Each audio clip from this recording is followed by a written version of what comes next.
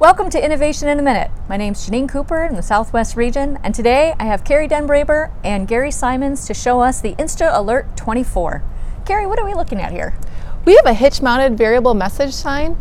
It is extremely portable. It can fold in half and be stored in the back of a truck, and it's by All Traffic Solutions. Oh, so who's going to use this? This will be used by our Southwest maintenance workers in various maintenance operations to keep roads, to keep our workers safe. And how does it work?